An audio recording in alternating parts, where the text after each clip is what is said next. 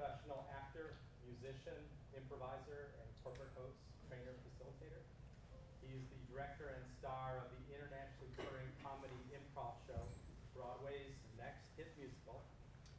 Rod has led and designed training for numerous companies, including Apple, IBM, Goldman Sachs, Crayola, and Cartier, just to name a few. Now, his brand of communications training and development has helped many folks here at NNI to thrive. And the topic he's going to touch upon this morning, again, is very apropos. It's around the uncertainty advantage, thriving in a time of change. Now, this morning, huge announcement. I think many of us may have been prepared for Trump, but we weren't necessarily prepared for the announcement of stepping down. Right? So, very timely topic. So, Rob, with that, I'll turn over the floor to you. All right. Thank you so much. It's amazing to think we were prepared for Trump, but not for Doug. It's incredible. Oh boy, how you doing this morning? Good. Yeah? Good. Wonderful. So let me take you back to a beautiful morning, similar to this one, and what was set to be a wonderful Sunday. And not only a wonderful Sunday because of the beautiful sky and the beautiful weather that we had planned for the day, but also because I had, still there? Yeah. Because I had the day ahead with my daughters. I have 2 daughters, and any day I can have with my daughters is a wonderful day. I'm the kind of dad that, boy, if I can, as much time as I can possibly have with my daughters, I want more. And I had the whole day with them. And I was feeling great. And in a way, it's odd that I was feeling great because 2 months earlier, I had received a phone call from my father telling me he wasn't feeling well. And for my father to call me and tell me he wasn't feeling well meant something was really up, because my dad would not call me very often, period. Not because he wasn't an attentive father, he just wasn't the kind of guy that he didn't want to reach out and bother you. So when he called me to say he wasn't feeling well, I knew that there was an issue. And it was an issue that ended up leading to about a month of me spending every single day with him nonstop.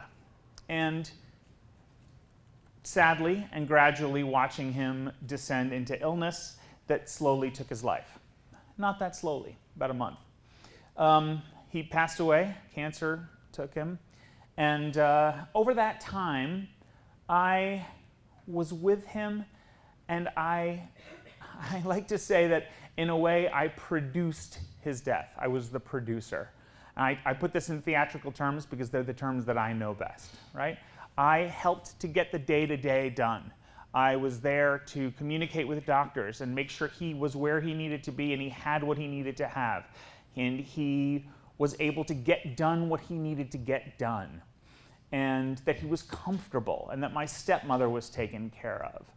And he ended up passing away at home with his family around, quietly, in his sleep, without pain, and a death befitting of the life that he led, with dignity. And I felt great about that. And of course I was sad, as naturally you would be, but I felt good, and I felt strong. And maybe the morning that I did while it was happening. So I came out of that experience feeling strong. I also started to run during that time. And I was running every day. And about 2 days before he died, I ran my first 5K. And I was like, yeah, man. And the day he died, I went and ran 6 miles. And I was like, this is great. I'm feeling great. My dad died, and I ran 6 miles. And so a month later, beautiful day, I'm with my daughters, it's terrific, and I am feeling strong. And so when my daughter said to me that day, let's go to a climbing gym, I said, sure, why not? Sounds great. So we go to a climbing gym, and there they go, climbing to the top. And my older daughter said to me, hey, why don't you, Dad, do you want to try climbing? And I said, sure, I've never done this. I'm feeling strong. I feel stronger than I've ever felt in my life. I feel great. Let's go for it.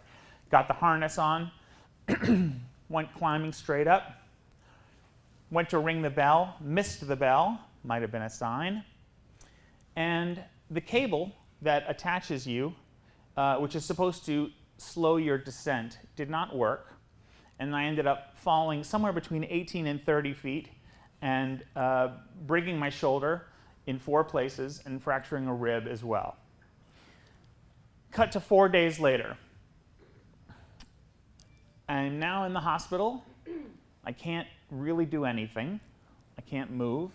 They won't let me go from the hospital because I can't, a lot of my body functions are just not functioning. I'm kind of incapable of anything. And I have gone from feeling stronger than I've ever felt in my life to feeling weaker than I've ever felt in my life. And useless and helpless. So eventually I get out of there.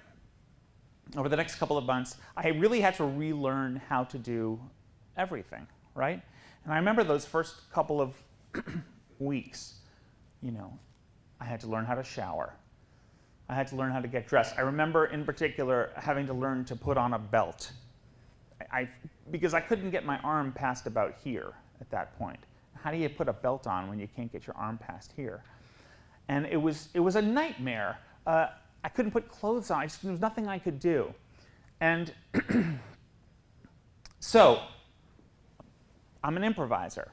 And I remember the moment sitting in frustration and thinking to myself, all right, you're an improviser. Constant chaos is coming at you as an improviser. What happens in those moments? Well, in those moments, as an improviser, you slow down. All that chaos that's coming at you becomes actually a little bit of a gift. You get a little excited when the chaos comes at you, when the problems come at you, you meaning me.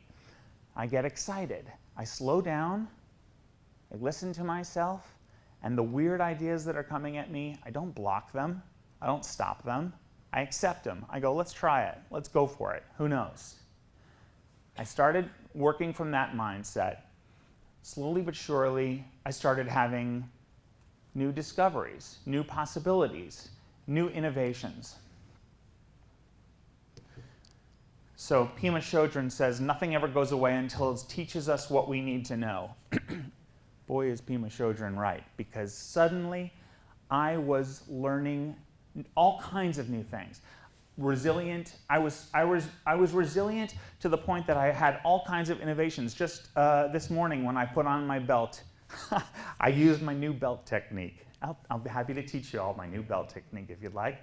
And my resilience not only came into practice in my day-to-day habits, but it was also bleeding into how I was communicating with folks. I felt stronger in how I was standing in everything.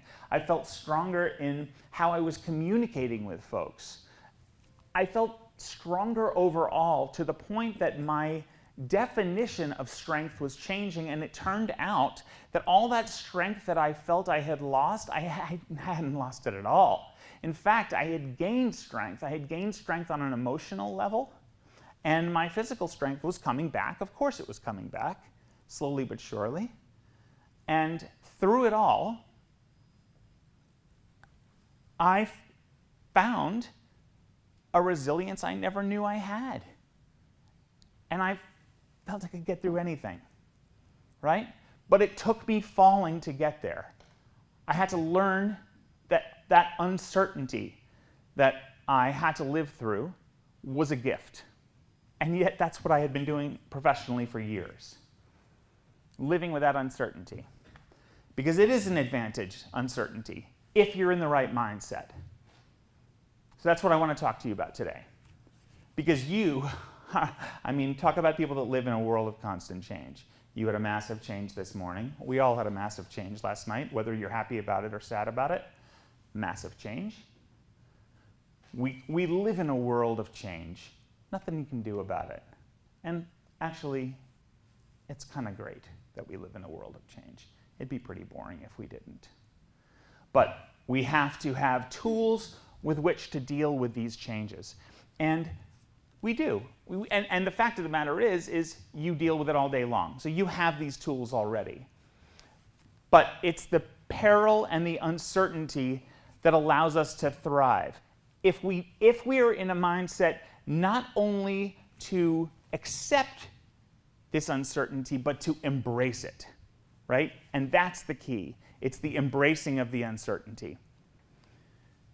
Of course, it's easier said than done, right? Because when this uncertainty comes at you, of course, there's like this holy crap moment, right? You're in the middle of working on a project and something happens, something goes awry. The first thing that goes into your head is, holy crap, I got 15 minutes to finish this thing, and I just found out this new data, which is throwing everything I've just learned into complete, chaos. How the heck am I going to get through this now? Of course, there's the holy crap moment.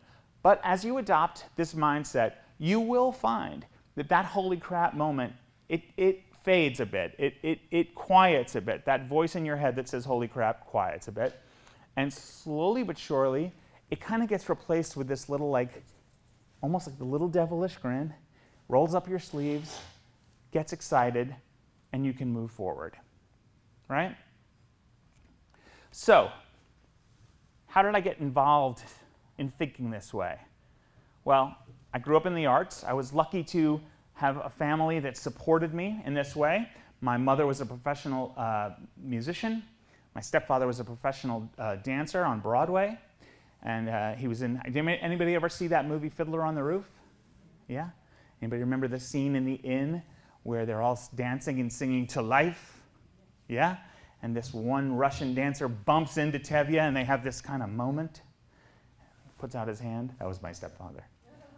He was in Fiddler on the Roof on Broadway for many years. So I grew up around the arts. My father was a dancer as well, a ballet dancer, who then transitioned to become a microwave scientist, which is the obvious, transition that most ballet dancers make. There he is. So my father, I was fortunate because I got to spend a lot of time after college working in his lab.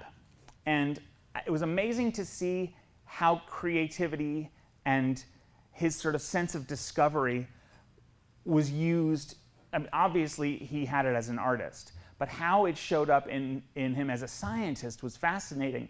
I remember doing all kinds of experimental work with him. He had a huge project about Cheese Whiz that I remember was a blast. I spent like 2 years microwaving little jars of Cheese Whiz and then having to clean them. That was a nightmare, cleaning probably 3,000 jars of Cheese Whiz. But one project that I'll never forget, he was tasked with trying to figure out how to sterilize medical tools in a microwave. The idea being that normally it would take 24 to 48 hours, and the question being, could a microwave sterilization process be developed where that time would be cut down? He was sure he could do it. But, of course, then he comes up against the problem of, can you do this with the metal in a microwave problem? He developed a technique involving photographic paper where he created a pouch, put the dental tools in there in some specific position, and we did millions of tests. I mean, it just went on and on and on, but he got it. And I remember I would watch him do it. I would watch him. He'd create the pouch, he would put it in there, he would take the readings, he would look at the readings, he would sit, try another one. And I remember thinking he's doing what I do as an improviser. He's finding things. He's not creating things, he's finding things. He's laying back and he's watching and he's perceiving. He's not digging so hard. He's almost being a passive observer in a way. And he got it. And I remember the day he got it. And he came to me and he said, as a dancer, every time I did a performance, people would applaud after. You have this feeling of like, when you're a performer, you have constant recognition of a success. You start at point A, point B, you're done, success. As a scientist, maybe once or twice in your career do you actually finish something and you have that moment of conclusion.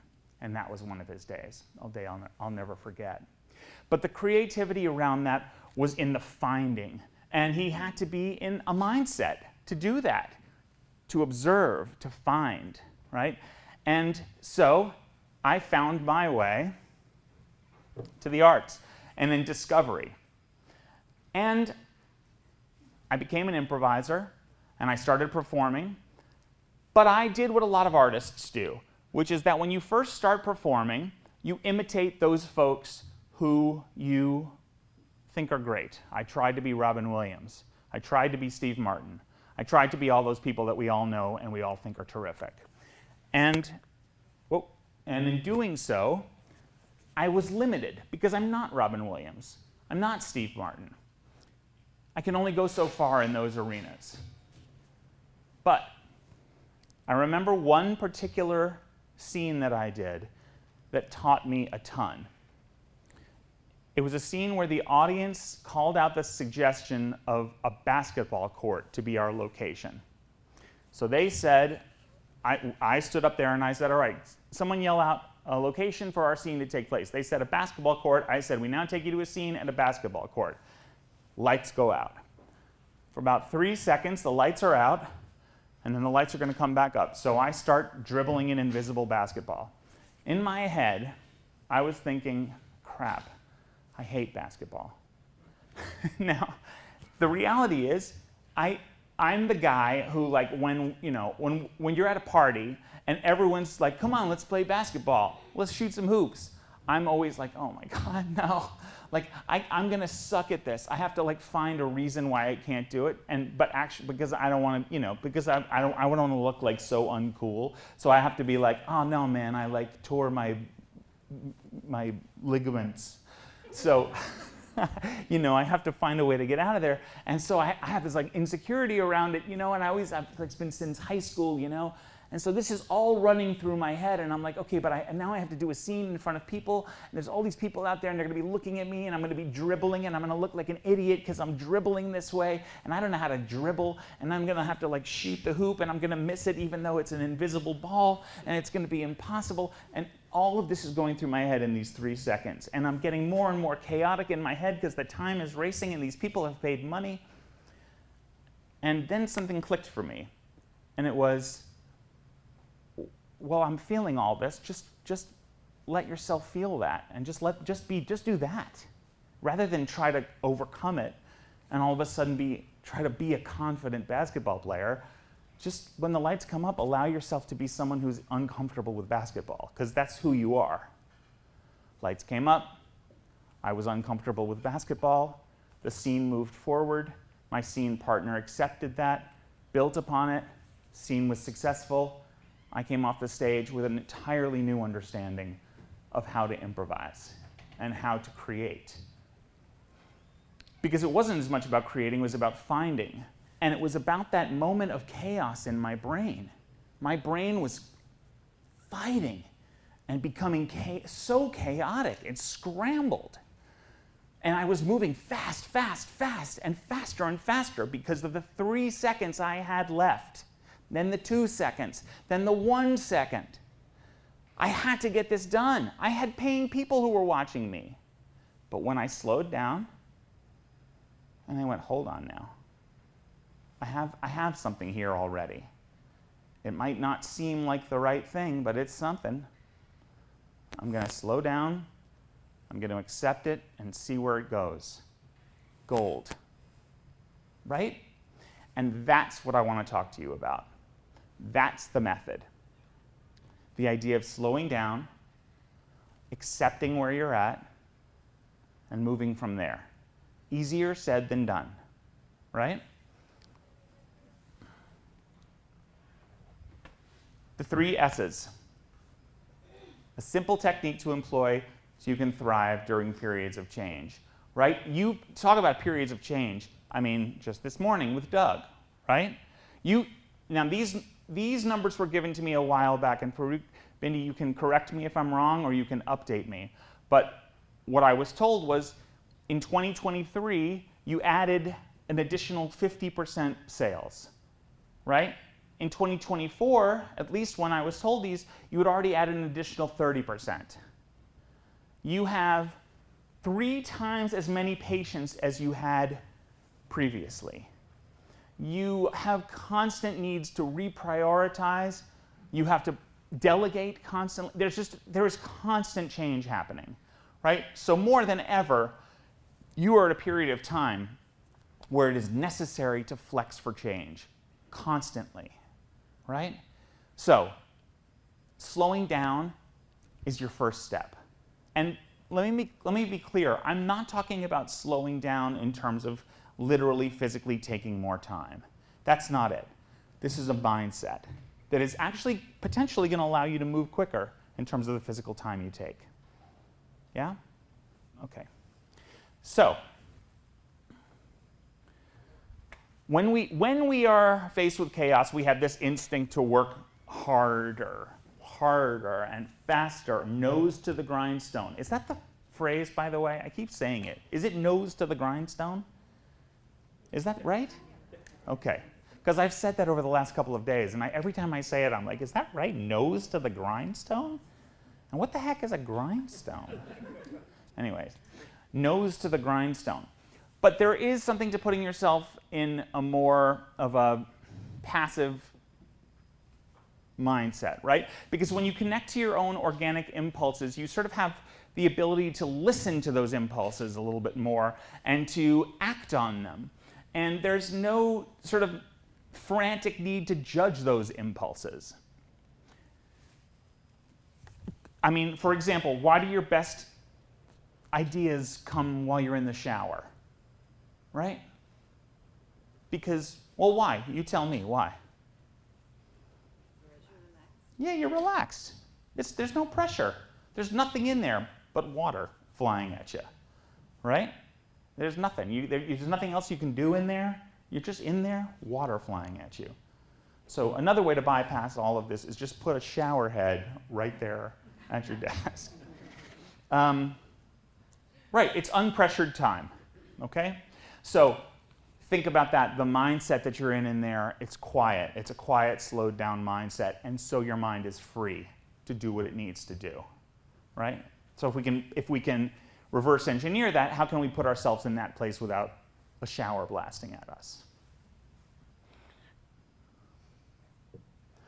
The author of Milan Kundera, when he was talking about the sort of technological world that we live in now, said, speed is the form of ecstasy the technical revolution has bestowed on man. And if you think about it, right, every time you get that little notification on your phone, man, you rush to it. Got to answer that notification, got to answer that text, got to get there now, and then you get that little serotonin hit, and then another one comes, you get that serotonin hit over and over and over again. We get addicted to that speed. You're all speed addicts. We are all speed addicts. Right? Or hopefully you're not. Hopefully you've learned to put that thing away. I know my daughters certainly haven't, and that whole generation seems like they have not. But that's what we're being taught to do. Answer now, right? Speed seems to be where it's at, but it does not need to be. The University of Iowa College of Medicine did a study about folks who had some near-death experiences. And what they came away with was researchers at the University of Iowa College of Medicine report that the people who had come close to death, more than 70%, recalled feeling a sense of slowed down time. Moreover, the speed of subjects' thinking increased to as much as 100 times the normal rate. Events related to the situations they faced were perceived with objectivity and clarity, and because time seemed so expanded, people were able to respond to lightning-fast events with precision and intention. Maybe you've had that experience. It doesn't even have to be a near-death experience, where it feels like time slows down, something happens. And it's that sense of slowing down, suddenly you are able to respond with precision. You're able to be precise. I had that experience one time. I was driving on Atlantic Avenue in Brooklyn, driving down the road. A car opened their door. I almost hit them. The last second, I swerved, got around them, and I remember, it's exactly what they're talking about. I remember everything stopped, all sound went away, I couldn't hear a thing. My entire world became only about that door. Everything slowed, I went around, it didn't feel fast when it happened, it felt controlled and quiet. went around it. So my brain said, no, no, no, no, no, buddy. You cannot respond chaotically. You must respond in a calm manner in order to be effective. And it worked, right? So science is telling us this. So let's put this to practice, shall we? How are we doing on time here? Well, am I good? What time is it? 9:45. 9:45. We started around 9:20. Okay, good. We're good. All right, so we're going to have a little fun. We're going to try some things out. So, if you would, please get with a partner and stand up somewhere and face them, if you would.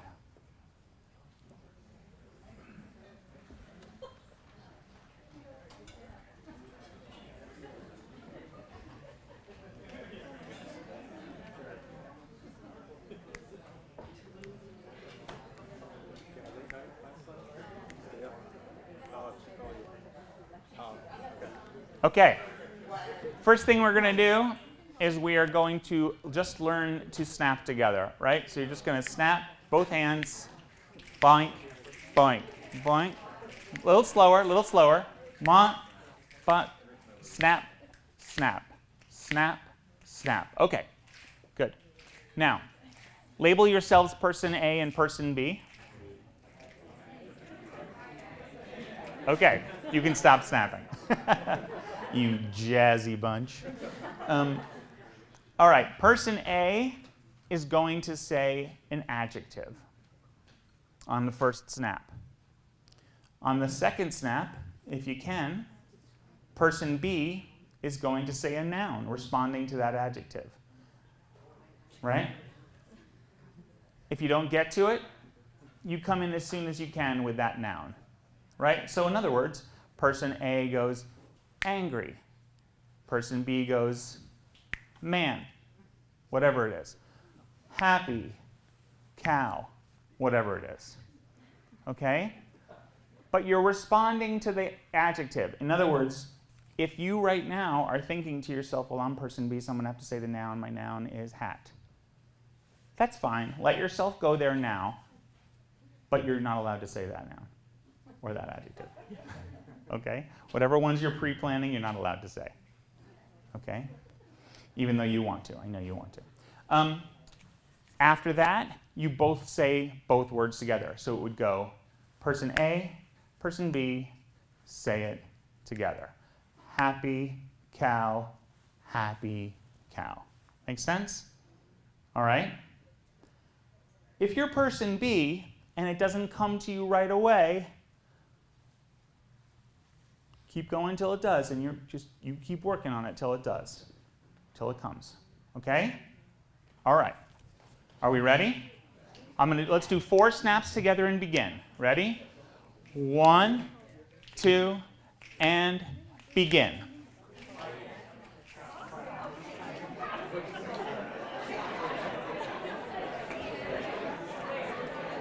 All right, let's stop. Okay. So, let me ask you a question. How many of you Bs were able to right away say a noun? How many of you Bs needed some time? Yeah? Okay. How many of you Bs didn't even get a noun? I think you had to define what a noun was for me. Person, place, or thing. How many of you Bs felt good about the noun that came out? Very few of you. Somebody give me some noun-adjective pairs that showed up. Happy cow. Happy cow. Yeah. Smelly dog. Sad clown. Sad clown. What else? Happy elephant. Okay. For somebody, let me talk to one of those pairs that it took a little bit of time for their noun to come out. Who was that? Raise your hands. Yeah, it took you. Well, you were sitting there thinking, what is this thing again? A noun? Never heard of this. I'm a math person. You're a math person. Okay. A group that for the B it took you a few snaps to get it. Yeah. Optimistic and Okay, so that's interesting, right? Optimistic and Rutgers basketball, right? So what is your name? Zach. So what do you guys think happened? And you can tell us if you're right, if we're right, Zach. What do you think happened in Zach's brain? He heard optimistic, and then what? He hoped for an outcome. He what? He hoped for an outcome. He hoped for an outcome. He looked for a word that fit, right? He looked for the word that made sense, right?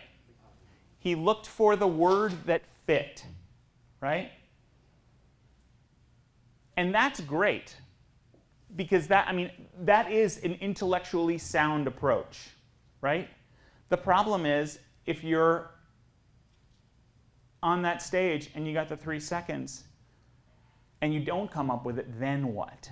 And this is not to point it out at Zach, it's the pressure we all feel, right? Let's do it again, same pairings, but let's pick up the pace, right? Okay? And here's the thing, here's the thing. I want you to, whatever comes, comes. Whatever comes, comes. Right? Okay? New adjective, new noun. Reminder, person, place, or thing.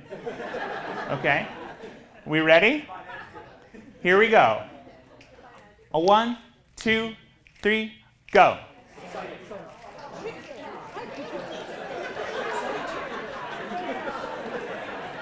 All right. So, question: do you feel like you actually stayed on beat on that second one? Did you stay, or did you have to pause? You did? Yeah? Who did not actually, who had a little pause and didn't quite stay on beat? None of you? Liars. You guys, thank you for telling the truth there. What'd you guys come up with? Somebody give me an example. Silly goose. Silly goose. So you went with the familiar. Anybody come up with anything they felt like, whoa, what the heck was that? Yeah? Did I hear a yeah? What was yours? Sunny chicken. Sunny chicken. Very good. Very good. Okay, so excellent. So you guys are doing a great job in that you're allowing content to just come, right? Okay, we're going to stay here. We're going to do another. We're going to flip it around now. Other way, A and B. Okay? So whoever was A is now B. Whoever was B is now A. Okay? And a 1, 2, here we go.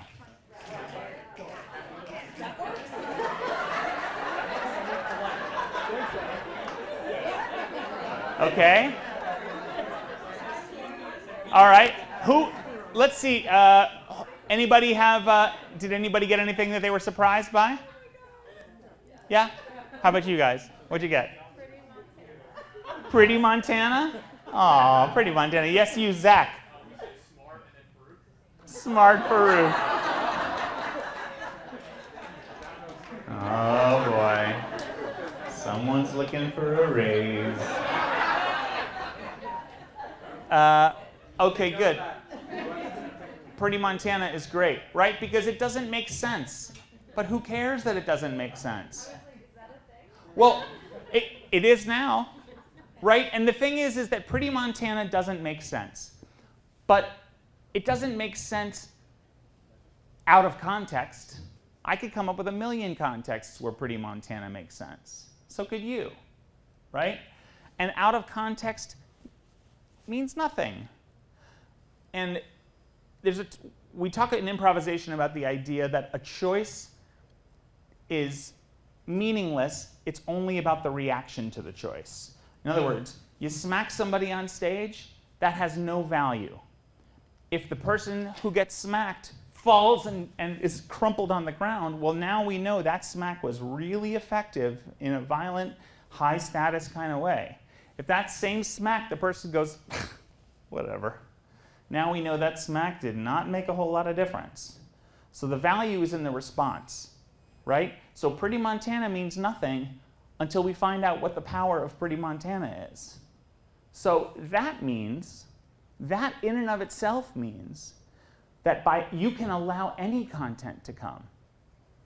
Because we don't know what we're going to do with it. And what we're going to do with it is what gives it value. Does that make sense? But the first thing you have to do is to quiet yourself to allow that content to come. Okay? So to that point, stay with your partner. We're going to try a different exercise. Okay? Okay, this one, I want you, some of you, if you saw me at that F&O thing several years ago, you may have already tried this. Stay with your partner, face them, and you're going to count back and forth 1 to 3. So the first person says 1, next person says 2, first person says 3, next person says 1, 2, 3, 1, 2, 3, 1, back and forth, okay? Here we go, and begin.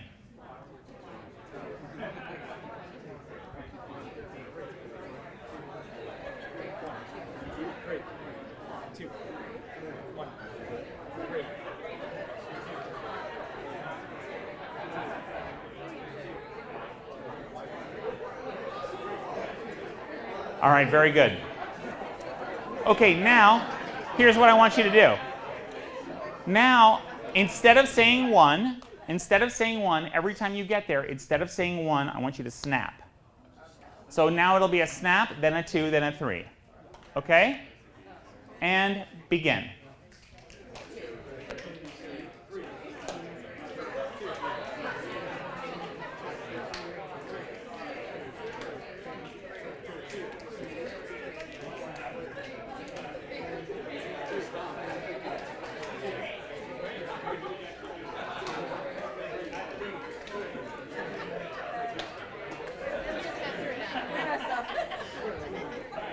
Okay, let's stop. How was that? How'd you do? So? Okay, so here's the thing. I was watching you. I watched a whole bunch of people go, what? Huh? Right? These folks over here just went, I don't know, we messed up, and they stopped. It's hard, right? It's hard. It's you're mixing your brain, you're mixing the science of your brain here. It's very confusing. Meanwhile, for you, the math person, you're like, I got this. I don't know what a noun is, but I can snap. Okay, but here's what's interesting, right? This is exactly what I'm talking about. Chaos. This is the kind of chaos that you immediately want to fight chaotically. We tend to fight chaos chaotically. So, once this is happening and things are going wrong, we work harder. We lean in. I literally watch people lean in to each other. And you literally start to work faster. So, and you know what's interesting too is I never said to you, this has to go fast. But people assume speed. And when you partner with someone, you assume even more speed. So now, this time, go again and literally slow down. Give yourselves the opportunity to slow down. Okay? And slow down not only in terms of the speed you're taking, but internally. Just relax. You got this. It's not relaxed like whatever, but it's poised. It's relaxed. Okay? Go for it.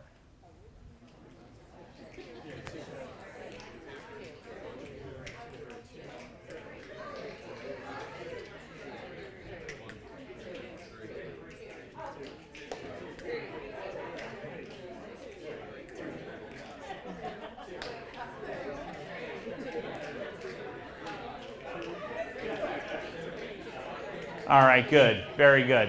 How was that? Better? Right? Real quick, what'd you notice? What did you notice? Still hard? Any easier? Yeah? A little easier? Okay.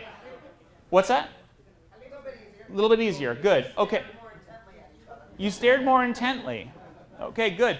So I would say in this next round, stare less intently. Right? Work less. Work less. Okay? Pretend you're in the shower. Somebody throw water on them. Okay, this time, snap on 1, clap on 2, say 3. Okay?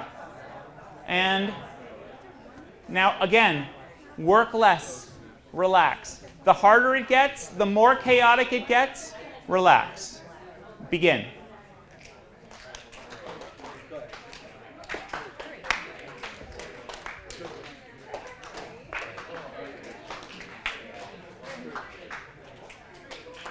Nothing says go fast.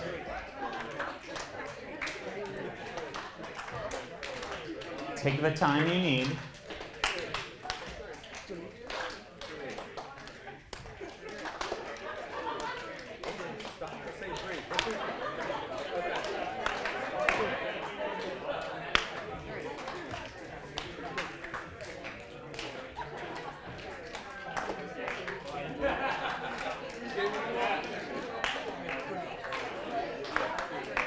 Okay, great.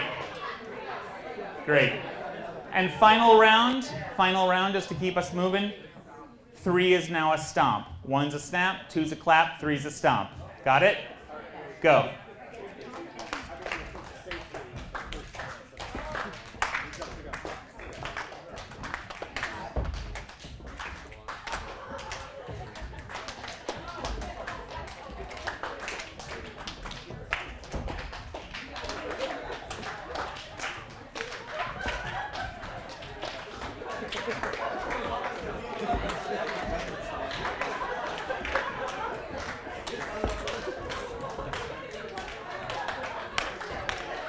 All right, very good, very good. Have a seat. Have a seat.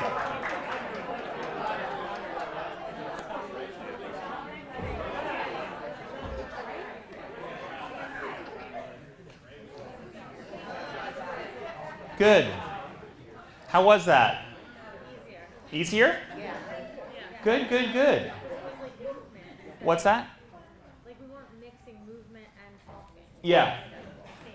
So tell me, as you adopted or I should say, as you gave yourself permission to slow down, did it help you to be a little bit more effective within the exercise?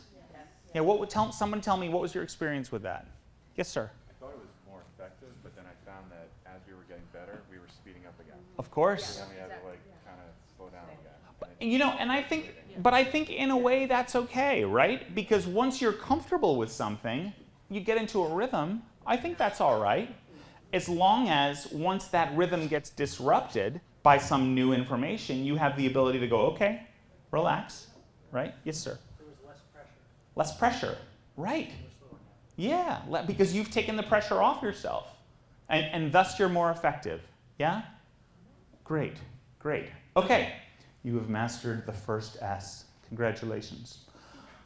Eckhart Tolle, I never know if I'm saying that last name correctly, said, the slower you move, the faster you'll get there. And boy, are you right. Or rather, was he right? Okay, moving on to that second S. Saying yes to yourself. So it's one thing to be able to get yourself into that mindset of slowing down so that suddenly, what was it? Happy elephant? What was the elephant one? Happy elephant, right? So suddenly happy elephant can come, right? But then to not only accept but embrace happy elephant, that's a whole other story, right? Because these ideas will come, they will flow like water, and your instinct will be to go, no.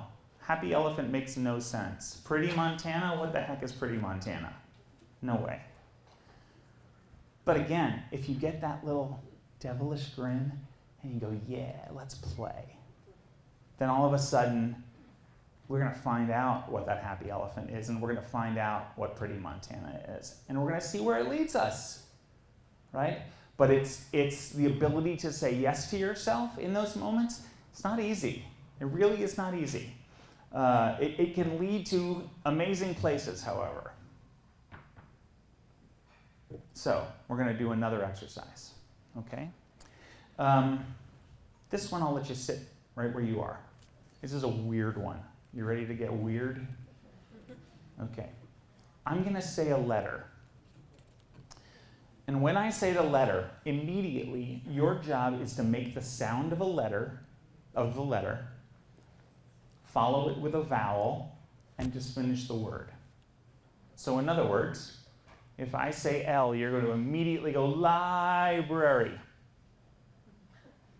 Okay? If I say M, you're going to go motor oil. Okay? You're going to make the sound before you have time to think of the word. Make sense? Okay. Are you ready? Here we go. N. Okay, pause. I'm going to stop you already. Did you hear that pause between when I said it and when you all? I was like, N, pause, go. We don't want that pause. The second I say it, you make that sound. Here we go. B. What'd you say? You didn't come up with a word. That's okay. In a way, that's great. If all you do is go, that's great. What we're doing right now is we are trying to say instinct over intellect. If intellect doesn't win, you're in a great place. Okay? Here we go. L. N. S. R. P. Okay, I'm going to point at people now. Ready? And listen, if a weird word comes out and you like curse or something, we're just going to say right now, this is a safe zone. Okay? Here we go. Okay? D.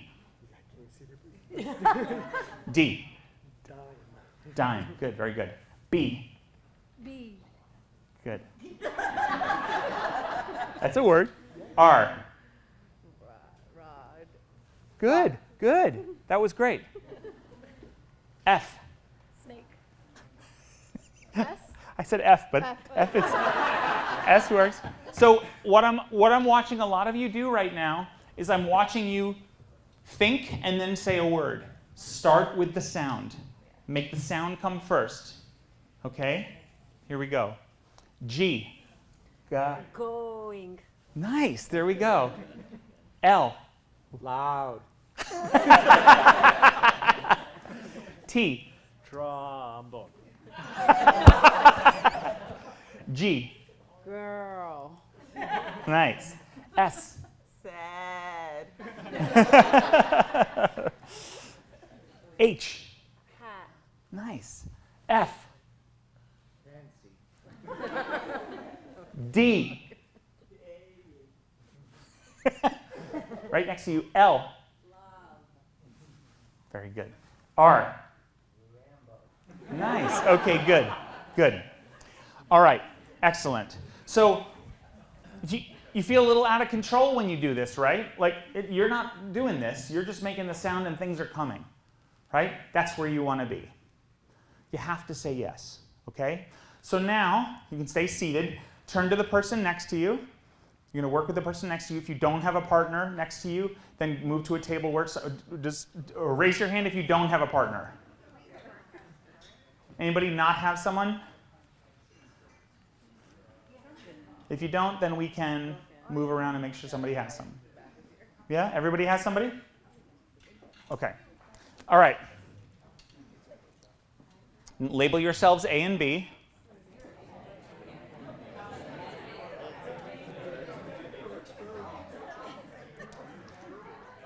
Okay. Here's how this is going to work. All of the A's at the same time are going to say, I got you a. Then I'm going to say a letter. And the A's are going to do exactly what we just did. Okay? So the A's go, I got you a. I go L. You go lettuce. Right? Did you hear that? You missed it? Because someone wasn't paying attention. So all of the A's, if you label yourself A and B, all of the A's at the same time, I'll count it off. 1, 2, 3. You all say, I got you a. I'll say a letter. You all finish it just like you just did. I got you a L, lettuce.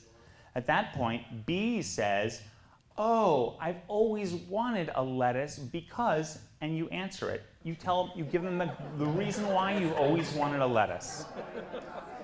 You make them right.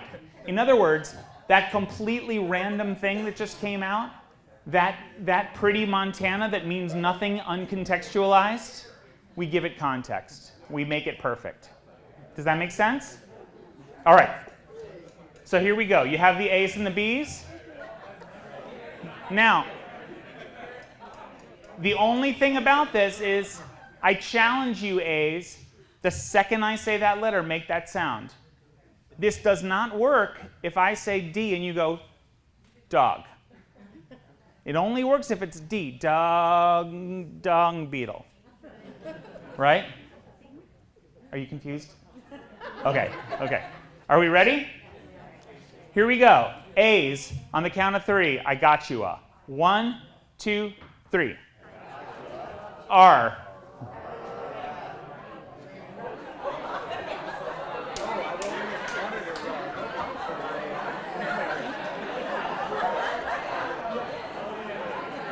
All right, very good. Now B's, when you say I've always wanted this, you tell them why. You make it right. So if it's a dung beetle, oh, I've always wanted a dung beetle because it'll collect up all of the stuff on my carpet, and you know I have a messy carpet. Make sense? Okay. One more time, same grouping. A's say I've always I got you a, and I'll call out a letter. We ready? Remember, B's, your job is to make that right and give them a reason why. Here we go. 1, 2, 3. D.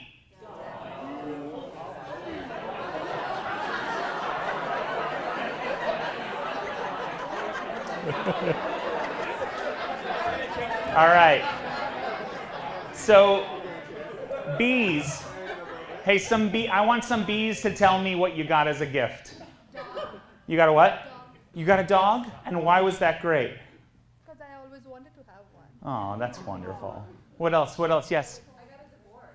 You got a divorce. Oh, you lucky. And why was that great? I needed a new roommate.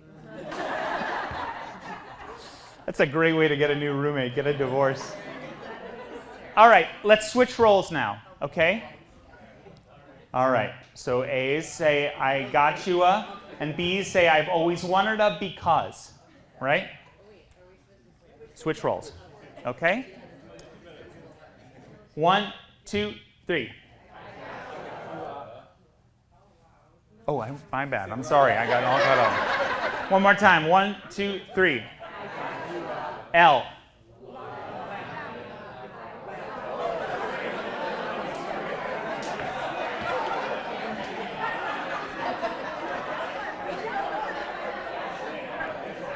All right.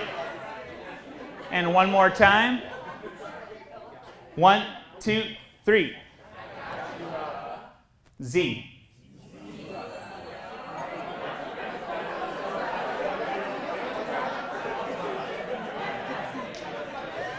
All right. How many of you got zebras? A lot of people are going home with zebras today. All right, very good. So, how was that? How was it? I think it was good. You just have to Yeah. be careful with the words that are coming out of your mouth, right? You have to be careful. Why do you have to be careful with the words? Well, because you don't want to offend the other person. Safe space. Yeah, I mean, in this particular case, it's a safe space. But you bring up a good point, right? Tell me your name. He's my boss. I know. But you're bringing up actually a really good point. What is your name? Tanusha. Tanusha? So Tanusha brings up a really good point, right? She says you have to be careful with what you say, right? Because, I mean, particularly because she's speaking with Farouk, right? This is her boss. So, meanwhile, Zach is like, yeah, you better be careful, but look at me, I'm doing this perfectly. But you're right. You're right. There's a million things in your head telling you, don't say this, don't do that, be careful of this, don't do that, be careful of this, whoa, watch out. How do you function freely in a space like that, right? And that speaks to team dynamics. It speaks to it speaks to how far can you go in trusting yourself and trusting your own instincts. And you're 100% right. In this environment, there's only so far you can go. But the reality is, first you have to slow down to let whatever comes come. You have to be able to let that waterfall of ideas flow. And yeah, 75, 80% of the ideas that come are going to be acceptable, and 20% of them you might go, no, no, no, no, no. Still, you've got that 80% of ideas that you can play with, right? So you're right. There are going to be times that things are going to come. Just like in this exercise, if I called out F, it's possible somebody might drop an F-bomb, right? It might happen. And you know, okay, if that's going to come, you might go, fudge, right? So you do have the ability to control as well. But the ability to control comes with the idea that you've also slowed down, right? That's another wonderful thing about slowing down. Yeah? Precision. Precision is from control. Control comes from slowing down. So there you go. All right. We're moving on. How are we doing on time here? Oh, we're getting close. We got 5 minutes. And that's without the Q&A, isn't it? Yeah. All right. Without. Okay. So we won't do the final exercise. We won't do the final exercise, but I'll just tell you a little bit about it. So the final the final part of this 3 S's is so what, so fun, right? The idea that mistakes are gifts, right? Because you will come up with things. Once you've slowed down and allowed yourself to accept ideas, you will come up with Pretty Montana. You will come up with things that are like, what the heck is that? But that's where it really gets fun, right? That's where, instead of pushing them away, we embrace them. If you can open yourself up to those ideas, you can become a better collaborator. You can... I hesitate to use the word creative, but you will feel of yourself that you are more creative. So, you know, tons of great moments in history, right? That came out of these quote-unquote mistakes. 1928, Dr. Fleming, flu virus in a petri dish. Maybe you've all heard this one, right? There's a little bit of fungus in there in one of those petri dishes. And rather than say, forget this one, bad sample, and throw it away, he kept it, observed that fungus, saw a white ring around the fungus that was toxic to that fungus, studied that white ring around the fungus. That white ring that killed the fungus became penicillin. Right? Without keeping that white ring that was not supposed to show up around that fungus, we wouldn't have penicillin. Early 1940s,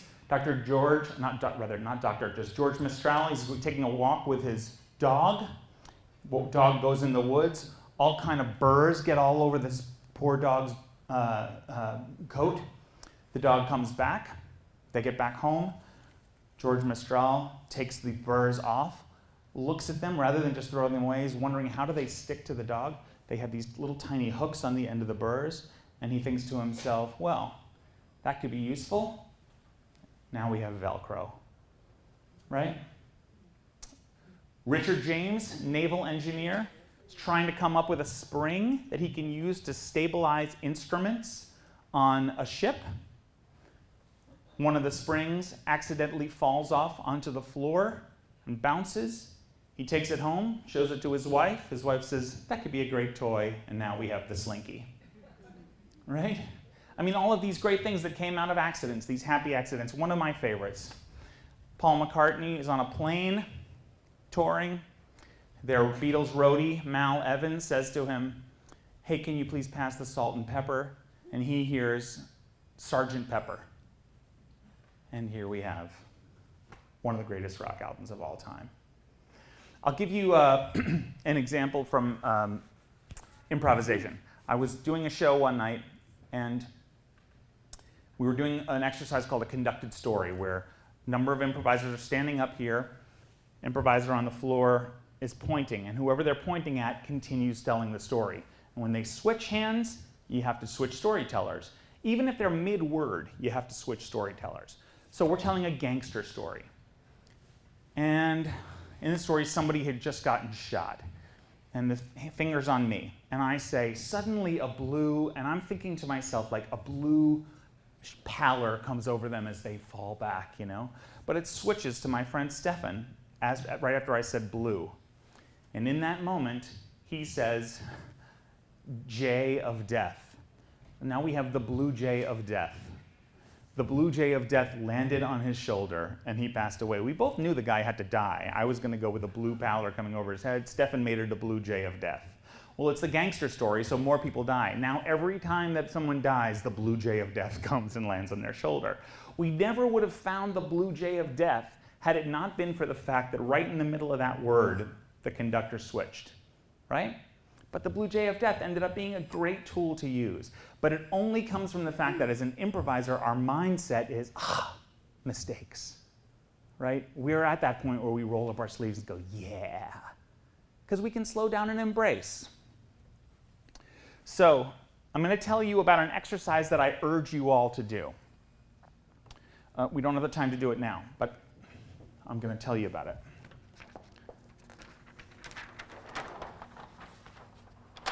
We were going to solve world hunger today, but you guys have more important things to do apparently than solving world hunger.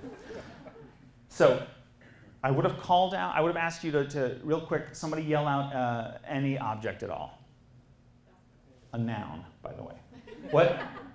A basketball, right? A basketball up here. Call out any attributes that you would think of about a basketball. Round, what else? Bouncy. Bouncy, and what else? Orange. So I would have written round, bouncy, and orange. Now, associate round with any idea, could be anything, just random, how to solve world hunger. Bagel. What do you mean? Keep going with it.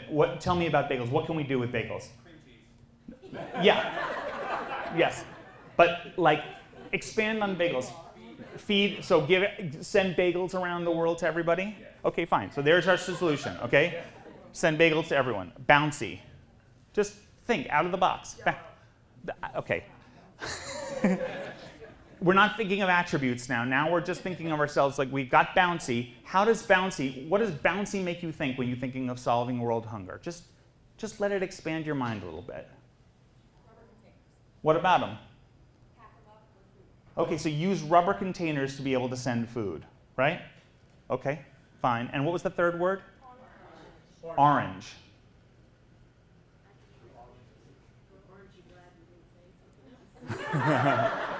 Right? I heard somebody say fruit, right? So fruit. So fruit towards solving world hunger, right? Farming, right? Farming, agriculture. Encourage agriculture. Funds towards agriculture, right? So you started with basketball. You had 3 attributes. Bagel, we could talk about it. Packaging, okay, that could be something, Agriculture, that seems like something that certainly we could start to foster, right? 3 potential ideas. If you wrote a list of 12 attributes down here, I bet you'd come up with 1 or 2 that are worth talking about. But it started from something completely disconnected. Does that make sense? The mistake led to the gift. So I encourage you to do this exercise, not with world hunger, but with a real world problem that you guys are dealing with at work. Yeah? Okay, I'm going to finish this up because I know we got to be done. Bottom line is you folks have your own rocky walls to climb, right? You're in a period of tremendous growth, tons of pressure, and every day it grows more and more and more. And the reality is that along the way, you too may fall. But if you give yourselves the permission to slow down, give yourselves the permission to say yes to yourselves in your own instincts, and even to play a little bit when things go awry, you will put yourself in a position to thrive. And who knows, you might even ring that bell at the top.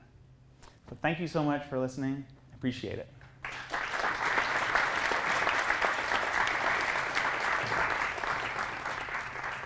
Oh, geez, that's not supposed to be there. Ah! Any comments or questions for Rob before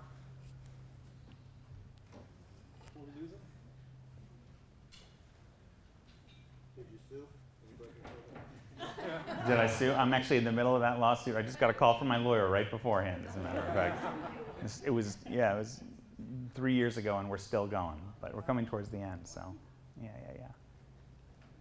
Yeah, any other questions? Yes, sir. Just one comment. smooth is fast. Nice. That's great. Slow is smooth, smooth is fast. Nice. Cool. All right. Well, thank you so much. Appreciate your time.